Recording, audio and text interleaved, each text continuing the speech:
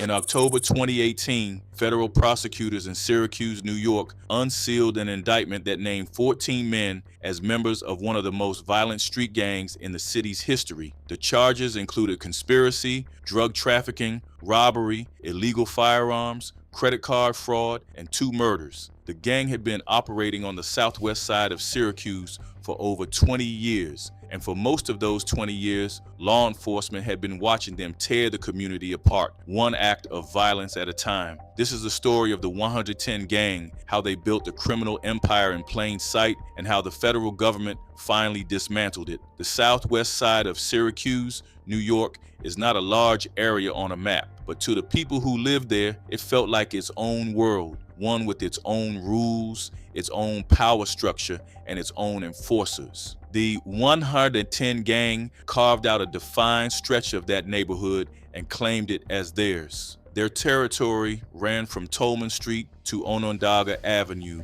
and from Centennial Drive to Lincoln Avenue. Those boundaries were not suggestions. They were enforced with violence. Street gangs have existed in American cities for as long as cities themselves have had poor neighborhoods and limited opportunity. Syracuse was no different from dozens of other mid-sized American cities that have struggled with gang activity over the past several decades. But what made the 110 gang stand out, even among other criminal organizations operating in the region, was the combination of longevity and escalating violence. Most street-level drug crews burn out within a few years. Leadership gets arrested, members scatter, or a rival organization moves in, and the whole structure collapses. The 110 gang did not follow that pattern. They survived for over 2 decades by doing something that separates loosely affiliated groups from genuine criminal enterprises. They organized. According to a 2010 Department of Justice press release, the gang routinely guarded its territory and resorted to acts of violence to ensure that no rival gang members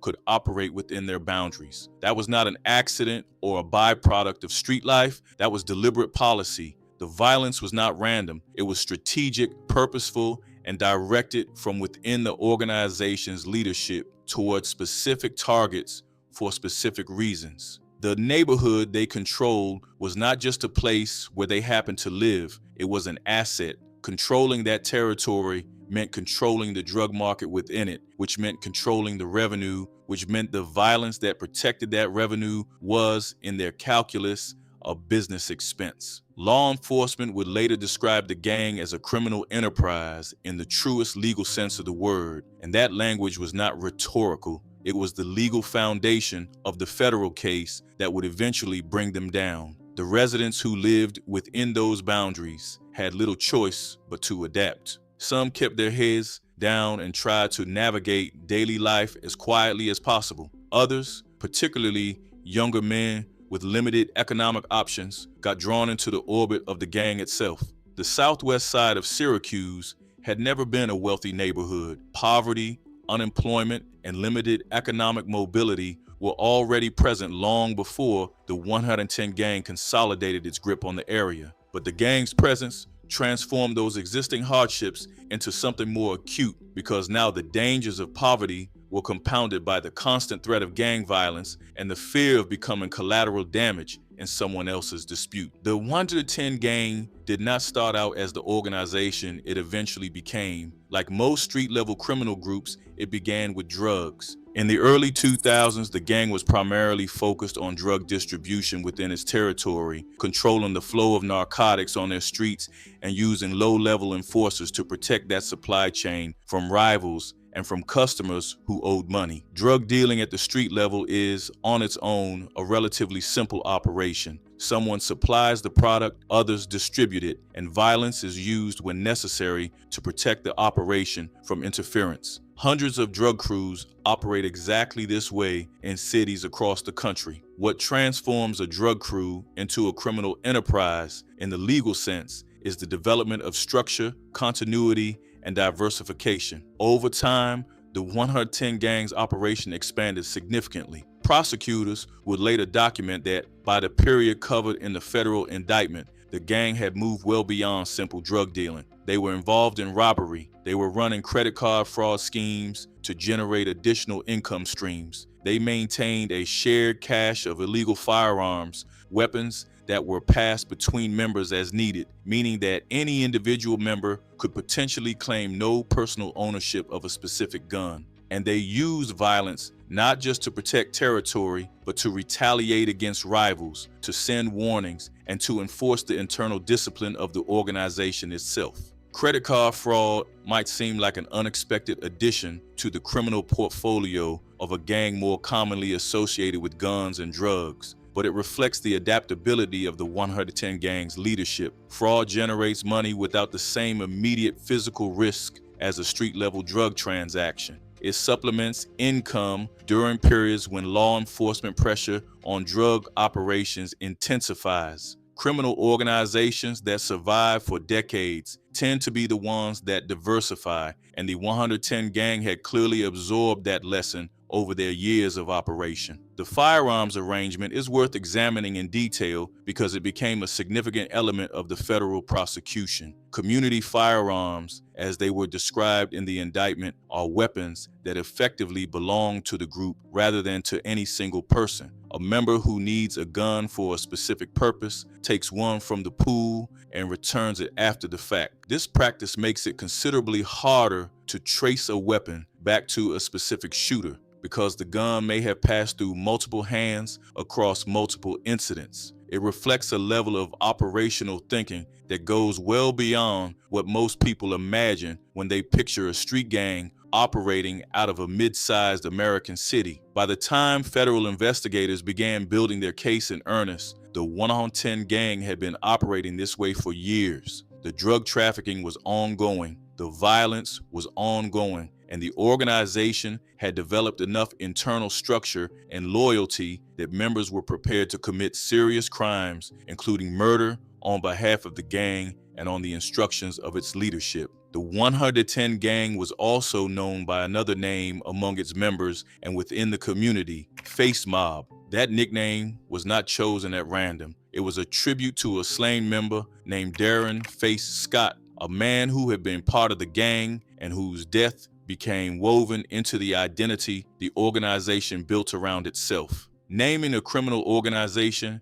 after a fallen member is a practice with a specific psychological function. It creates mythology, it deepens loyalty, it transforms the group from a collection of individuals making criminal choices into something that feels from the inside like a brotherhood with shared history and meaning. When a gang member commits a crime and that crime is framed as an act of loyalty to the memory of someone who died, the psychological distance between the member and the act shrinks. The tribute framing makes violence feel like something other than what it is. For the people who lived in the territory the gang controlled, that mythology looked entirely different from the outside. What the members experienced as brotherhood, the surrounding community experienced as sustained intimidation and fear. Residents who witnessed criminal activity faced a very real possibility of retaliation if they spoke to police.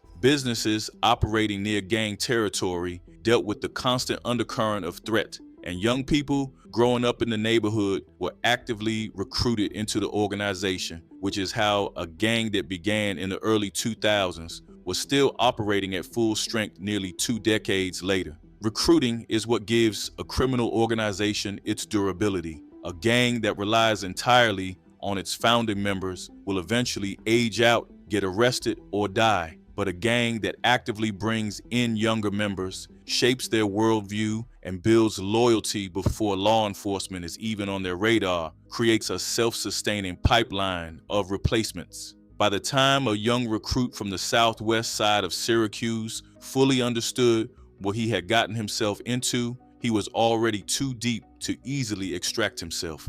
The gang's world had become his world. Syracuse Police Chief Kenton Buckner would address this dynamic directly when the indictment was unsealed. He described gangs as poisoning communities with drugs and violence, taking lives, destroying families, and recruiting young people to perpetuate the tragedy. That last element The perpetuation through recruitment is what had allowed the 110 gang to remain operational through years of law enforcement attention and individual arrests. Individual members could be removed. The organization kept regenerating. Federal RICO cases are not built overnight. They require years of surveillance, informant development, wiretaps, and the patient documentation of a pattern of criminal activity that can be connected to a single ongoing enterprise. In the case of the 110 gang, investigators had no shortage of material to work with. Between 2012 and 2018, the period specifically covered by the federal indictment, the gang was linked to 37 criminal acts in Syracuse. Those acts included 2 murders,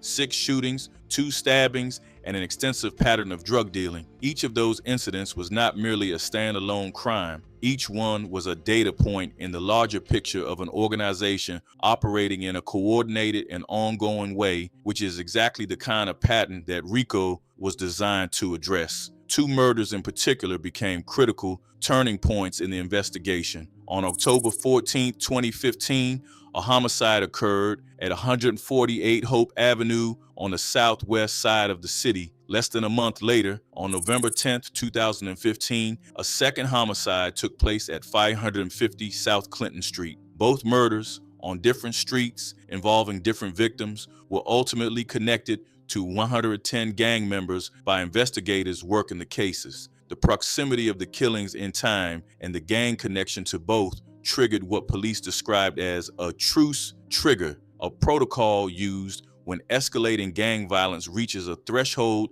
that demands a coordinated law enforcement response. 2 murders in under 30 days was a level of escalation that the Syracuse Police Department could not address on its own, at least not with the tools available to municipal law enforcement. State-level charges can take a gang member off the street, but they cannot dismantle the organization that ordered the killing. For that, you need federal resources and federal law. It was the convergence of these 2 murders and the clear gang connection investigators found in both cases that helped accelerate the shift toward a federal RICO investigation. From that point, the collaboration expanded significantly. The Syracuse Police Department began working more closely with the FBI's Albany field office, and the investigation grew to include the Gang Violence Task Force, a multi-agency body that brought together the DEA, the U.S. Marshals Service, the Bureau of Alcohol,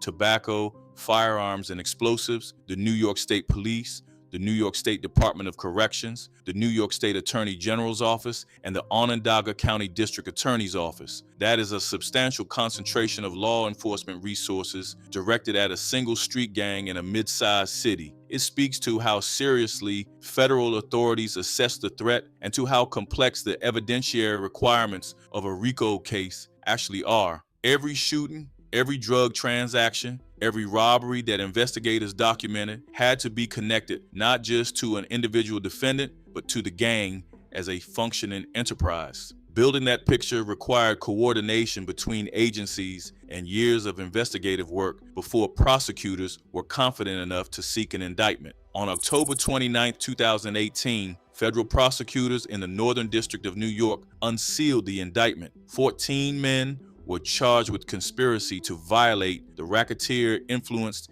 and Corrupt Organizations Act. For those unfamiliar with RICO, it is worth understanding why this particular charge is so significant and why federal prosecutors reach for it specifically when dealing with organized criminal enterprises rather than pursuing standard criminal charges. RICO was enacted in 1970 as part of the Organized Crime Control Act. The law was originally designed to combat the Italian-American mafia, which had spent decades structuring its operations to insulate leadership from prosecution for crimes committed by lower-ranking members. A boss who ordered a murder but never touched a weapon was, under traditional criminal law, very difficult to convict. RICO changed that by creating a mechanism to prosecute not just individual criminal acts, but the enterprise itself.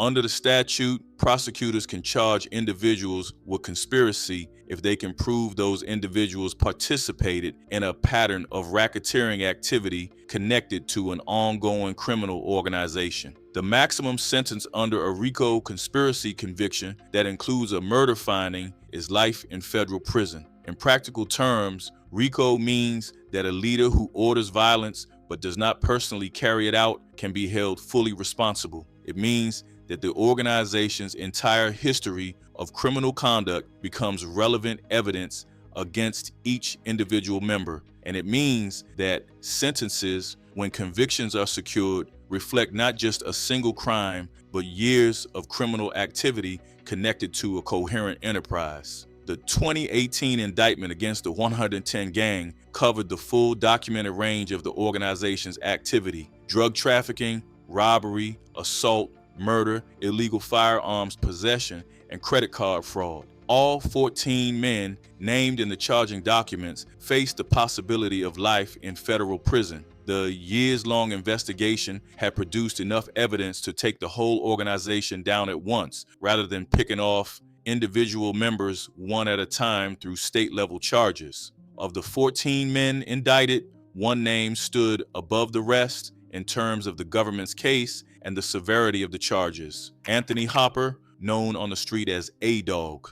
Federal prosecutors identified Hopper as a ringleader within the 110 gang, and the evidence presented at his 8-day trial painted the picture of a man who had used the organization as a vehicle for sustained and deliberate violence across multiple years. Hopper was 32 years old at the time of his conviction. He had grown up within the world of the 110 gang and had risen to a position of authority within it, the kind of authority that meant other members looked to him for direction and carried out actions at his instruction. That leadership dynamic, the relationship between Hopper and the men beneath him in the gang's hierarchy, was central to the prosecution's strategy and to the jury's ultimate findings. The trial drew testimony from multiple members of the 110 gang, people who had operated on the inside of the organization and were now cooperating with federal prosecutors. Jurors heard detailed accounts of the gang's drug trafficking operations,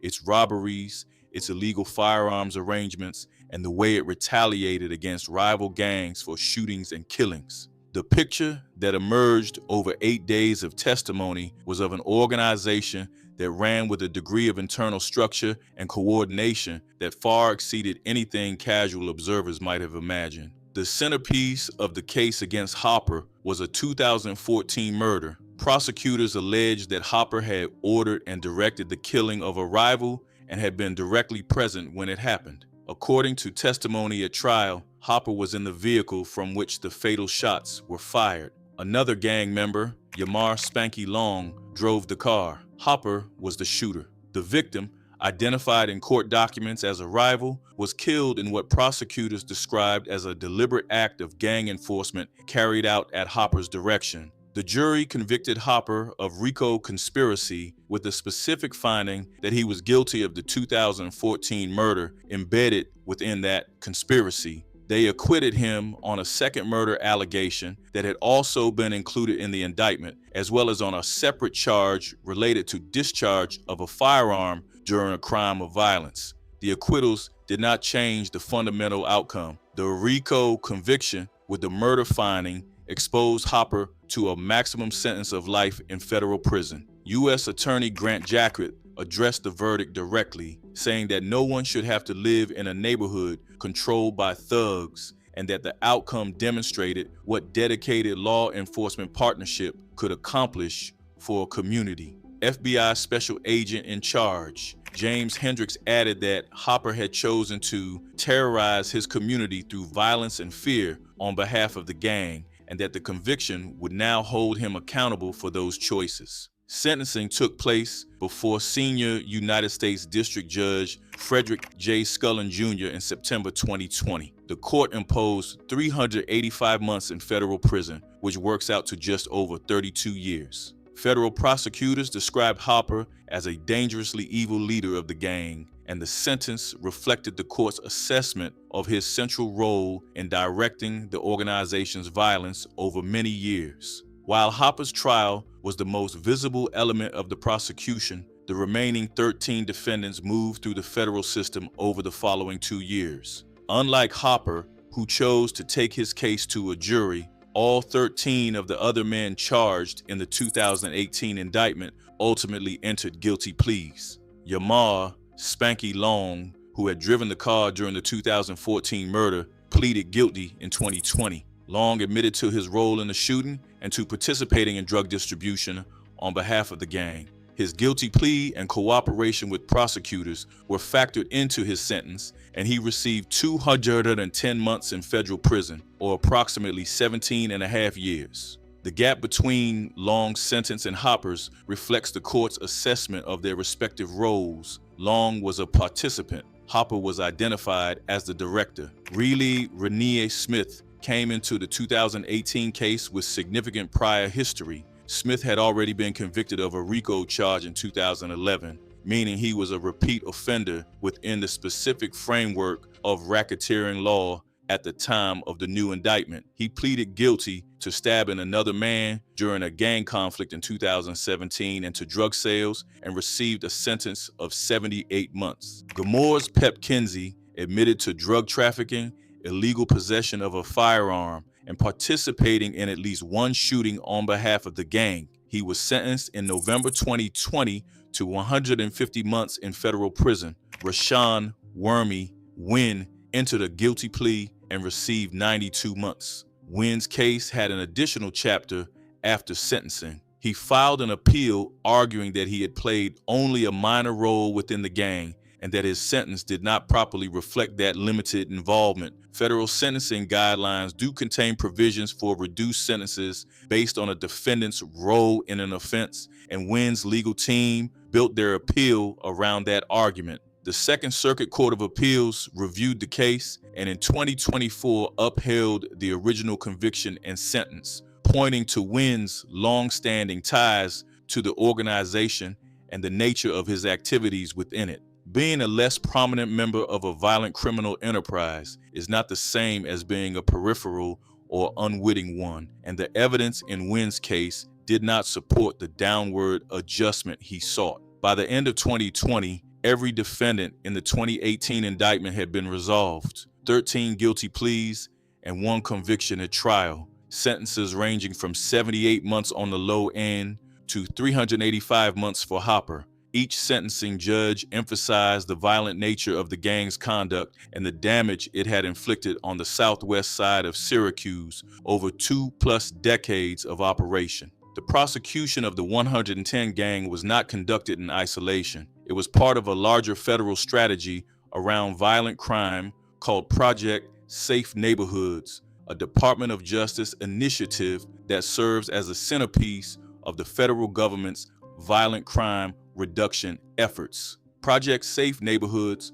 operates on a specific theory of intervention. Rather than responding to violent crime incident by incident through standard criminal prosecution, the program brings together law enforcement agencies, community organizations, and re-entry programs to identify the most pressing violent crime problems in a given area and coordinate a comprehensive, targeted response. Critically, PSN directs enforcement resources at the most violent offenders within a community, which is why it tends to produce federal RICO cases rather than individual state-level charges. The logic behind this approach is worth understanding in some detail. Taking a single mid-level gang member off the street through a state prosecution has limited long-term effect on an organization. The gang simply promotes someone else to fill the vacancy and the enterprise continues. But prosecuting the organization itself,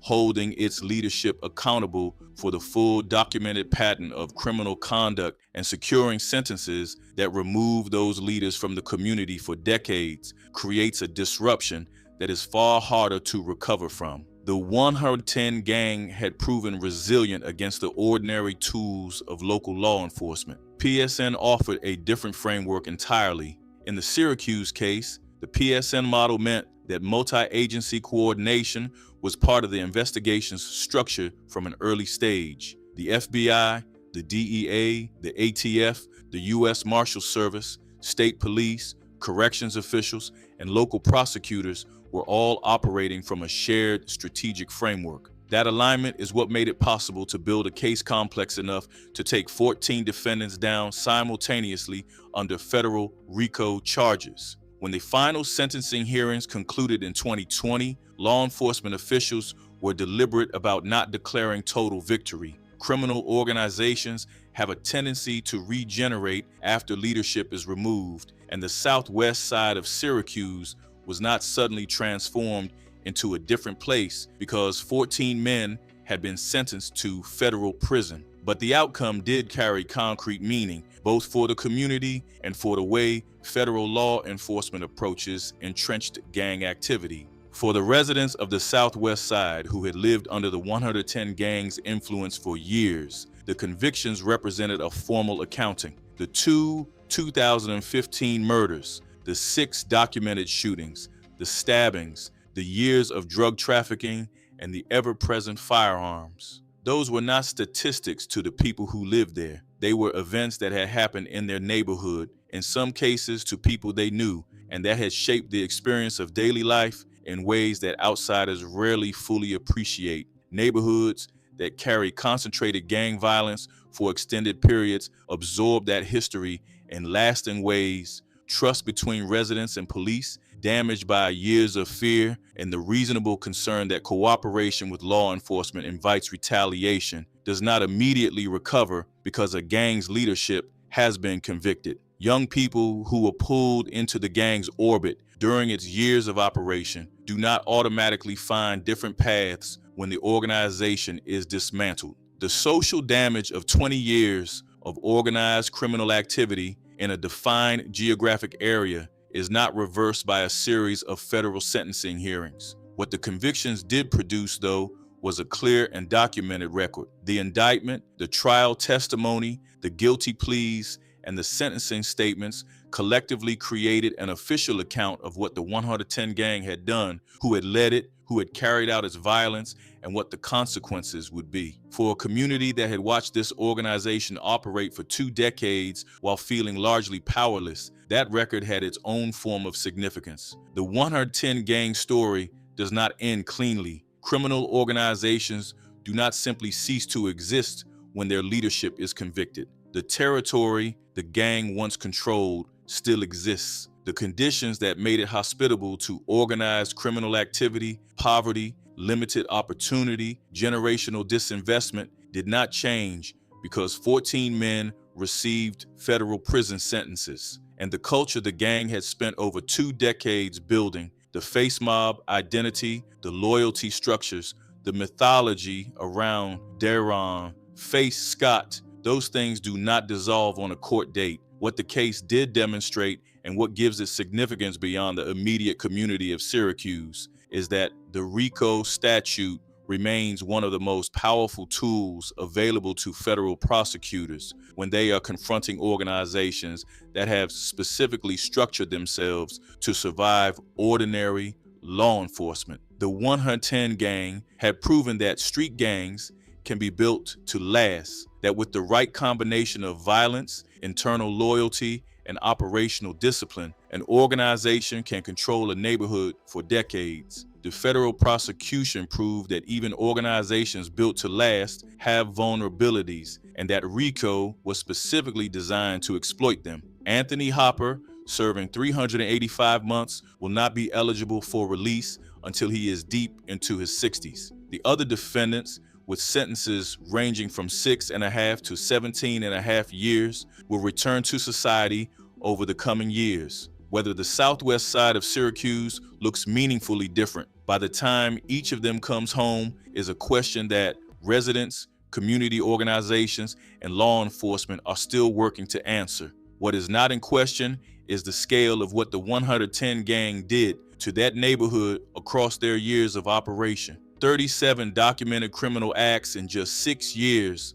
of the covered indictment period. 2 murders, 6 shootings, 2 stabbings, decades of drug trafficking and community intimidation. And then, finally, a federal prosecution that brought the full weight of American racketeering law down on an organization that had spent 20 years believing it was beyond the reach of any single law enforcement response.